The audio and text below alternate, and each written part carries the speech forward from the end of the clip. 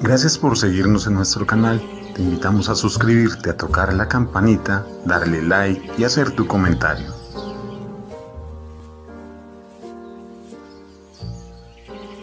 El Señor esté con vosotros. Del Santo Evangelio de nuestro Señor Jesucristo, según San Lucas. En aquel tiempo, todos los publicanos y los pecadores se acercaban a Jesús para oírle, y los fariseos y los escribas murmuraban diciendo: Este acoge a los pecadores y come con ellos. Entonces les dijo esta palabra: ¿Quién de vosotros que tiene 100 ovejas, si pierde una de ellas, no deja las 99 en el desierto y va a buscar la que se perdió hasta que la encuentra? Y cuando la encuentra la pone contento sobre sus hombros, y llegando a casa convoca a los amigos y vecinos y les dice: Alegraos conmigo porque he hallado la oveja que se me había perdido. Os digo que de igual modo habrá más alegría en el cielo por un solo pecador que se convierta que por 99 justos que no tengan necesidad de conversión. O, ¿qué mujer que tiene 10 dracmas, si pierde una, no enciende una lámpara y barre la casa y busca cuidadosamente hasta que la encuentra? Y cuando la encuentra, convoca a las amigas y vecinas y dice: Alegraos conmigo porque he hallado la dracma que había perdido.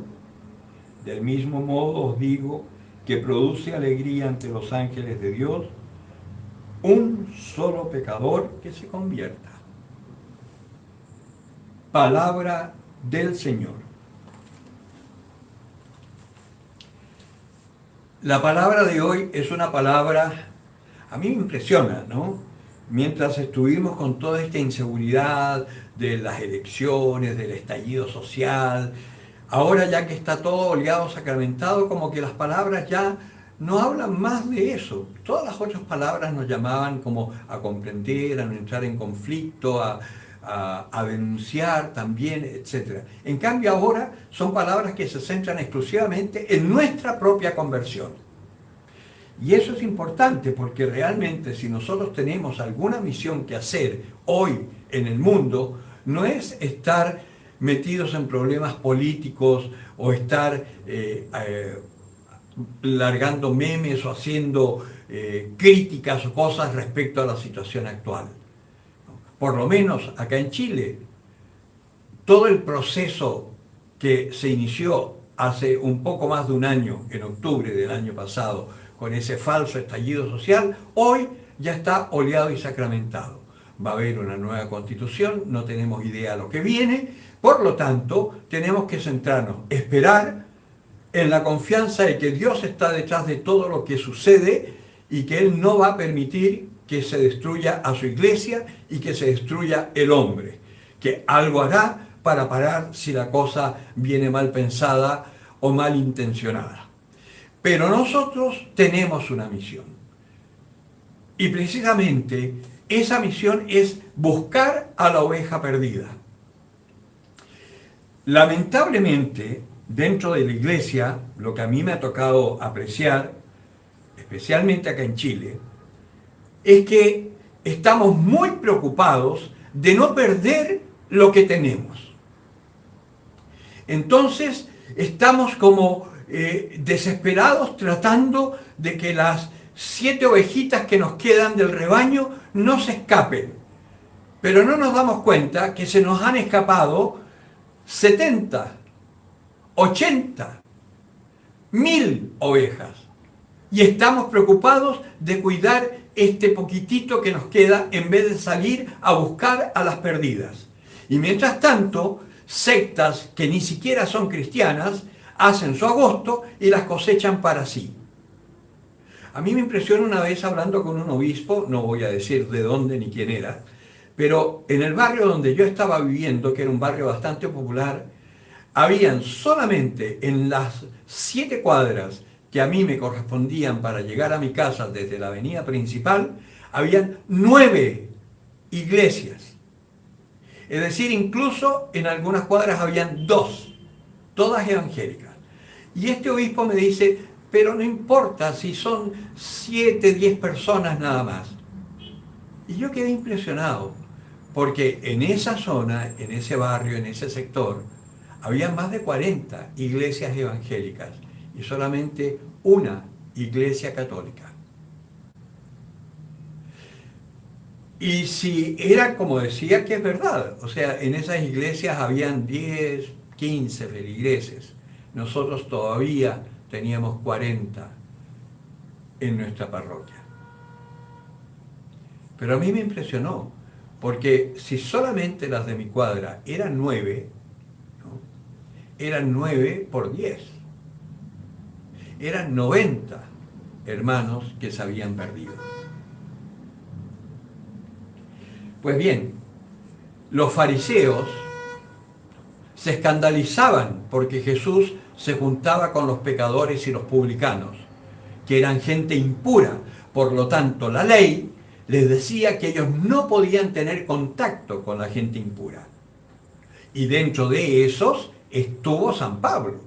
Como dice la Escritura, San Pablo se gloría, ¿no?, de ser incluso de la tribu de Benjamín, o sea, descendiente directo de estos discípulos hijos, ¿no?, de, no me acuerdo, Jacob, creo que era el padre de las tribus. Yo de los nombres soy medio volado, pero de estos 12 tribus originarias de Israel. Y él era descendiente de la tribu de Benjamín.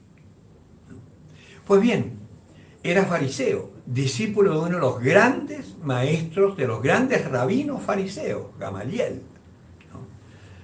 Él era circunciso por ser judío. Ustedes saben, la circuncisión era esa operación al prepucio del hombre que lo hacían, que tenía, en origen era un medio profiláctico entre los pueblos paganos del Oriente para evitar infecciones, etc. Pero que el pueblo de Israel lo tomó como un signo de pertenencia a Dios. Y por lo tanto, la ley, para que tú fueras un auténtico judío, te obligaba a ser circuncidado si eras varón antes de los 8 primeros días de tu vida, ¿no? En general los circuncidaban apenas nacían. Pues bien, acá San Pablo está discutiendo con unos judaizantes que llegaron a exigir que los paganos conversos tenían que circuncidarse para pertenecer al pueblo de Dios. Y San Pablo, que ya se había encontrado con el Señor, ya había dejado de ser un perseguidor y estaba en estos momentos predicando en el nombre de Jesucristo, había recibido ya la revelación, tal como le pasó a San Pedro con los paganos cuando fue de visita, que les cayó el Espíritu Santo por gracia de Dios, y el mismo Pedro dijo, es que le podemos negar el bautismo a estos que ya recibieron el Espíritu Santo, ¿no? O sea, pues bien, San Pablo entonces está discutiendo con ellos y dice, si es por la ley, yo tengo mucho más derecho a gloriarme de la ley, porque tengo todos los derechos, ¿no? Judío, hijo de judío, de la tribu de Benjamín, circuncidado por la ley, ¿no? Pero todo eso para mí es basura, por haberme encontrado con Jesucristo y haber reconocido en Él al Mesías esperado por el pueblo de Israel, y que estos que exigían la circuncisión todavía estaban en Pampa y la Vía, porque estaban más perdidos por la quebrada de la Gise, a Dios donde andaban más que el teniente Bello, perdidos y no entendían nada, y estaban aferrados a esa ley que mata. Pues bien, nosotros en la iglesia también hoy tenemos que despertar. No podemos seguir aferrados a esas pastorales viejas que ya Benedicto lo dijo en el comienzo de su ministerio como papa en la iglesia, que era necesario, aunque nos doliera, dejar de lado todas las pastorales que, si bien en un tiempo fueron muy buenas, hoy ya no eran efectivas, y acogiéramos las nuevas realidades postconciliares. Ahora, ¿qué es lo que pasa? Que dentro de las nuevas realidades conciliares hay muchas que son desviaciones de lo que realmente el espíritu del Concilio Vaticano quiso, porque se infiltraron ideologías externas, sobre todo de izquierda o masonería, que se infiltraron para reinterpretar el concilio y llevarnos por caminos tortuosos que no llevan a Dios. Por eso es tan importante la oración, primero que nada, para que el Señor nos ilumine a través del Espíritu Santo qué es lo que tenemos que hacer. Y por sobre todo, ir a buscar a aquellos que se han perdido. Hay muchos que están alejados de la iglesia por nuestros propios pecados, escandalizados de nuestros pecados y que además son magnificados por los enemigos de la iglesia, que lo único que hacen es hablar, por ejemplo, de los curas pederastas, en circunstancias que ellos están implantando leyes de pederastia en los colegios desde la infancia más pequeña, ¿no? Con esta cosa de la educación integral que quieren meter, el sistema integral de educación, o algo así, ¿no? Que en el fondo es sodomizar a nuestros hijos, pero por otro lado hacen un escándalo por los curas. Y resulta que es 1 de cada 1000. ¿No?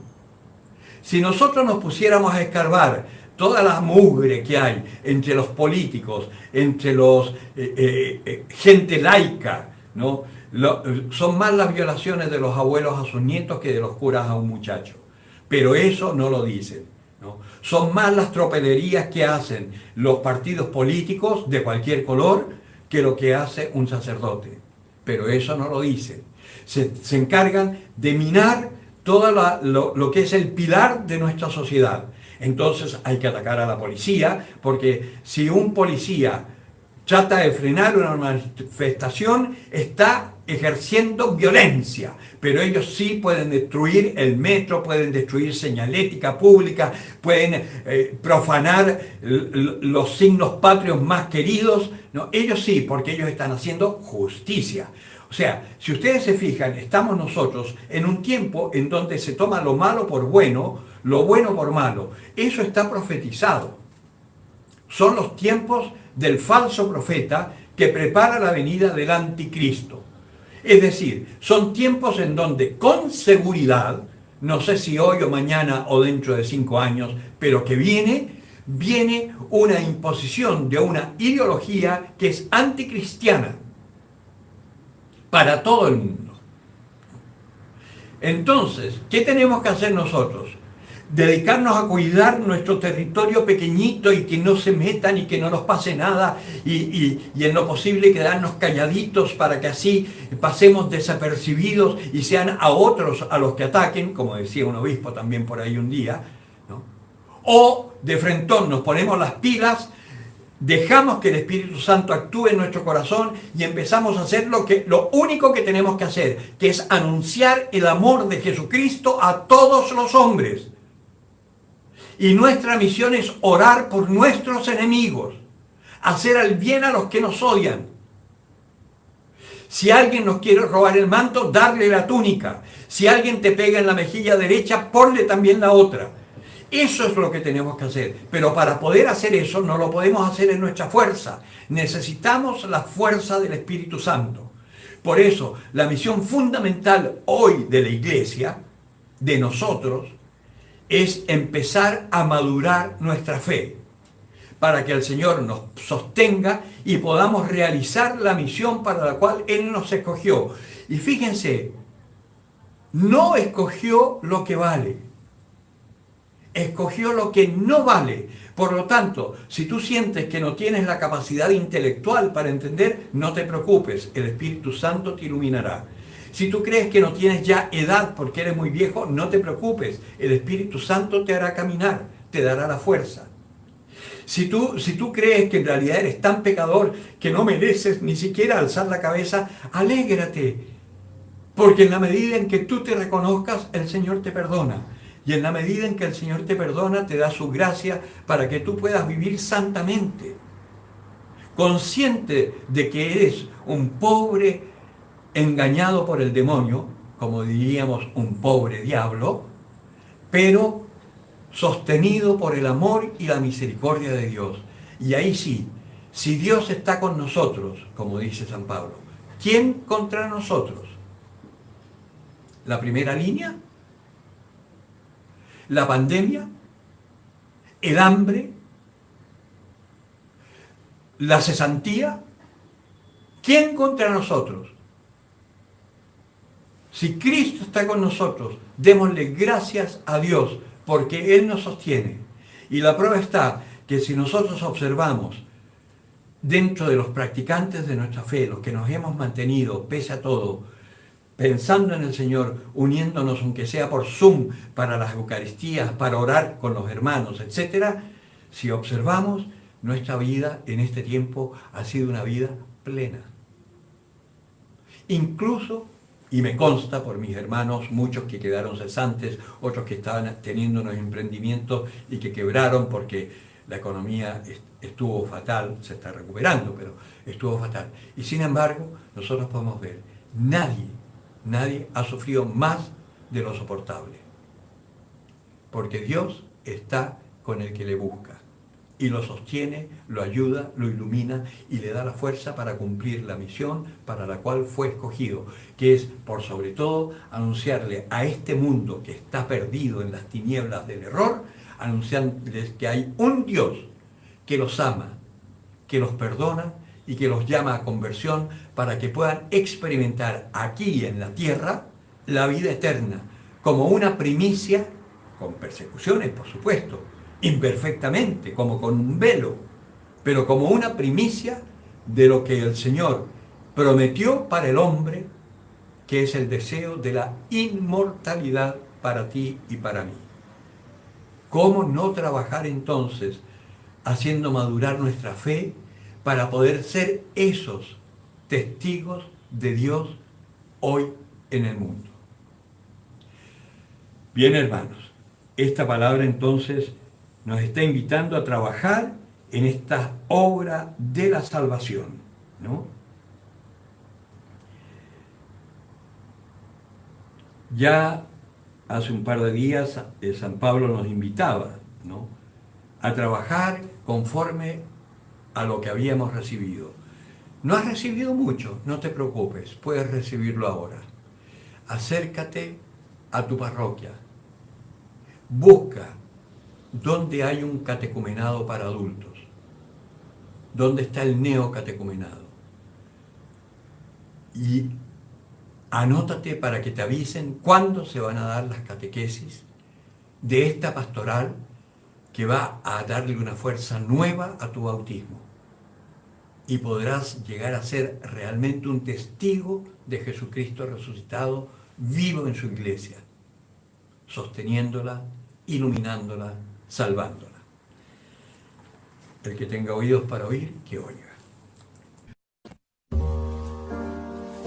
Gracias por seguirnos en nuestro canal. Te invitamos a suscribirte, a tocar la campanita, darle like y hacer tu comentario.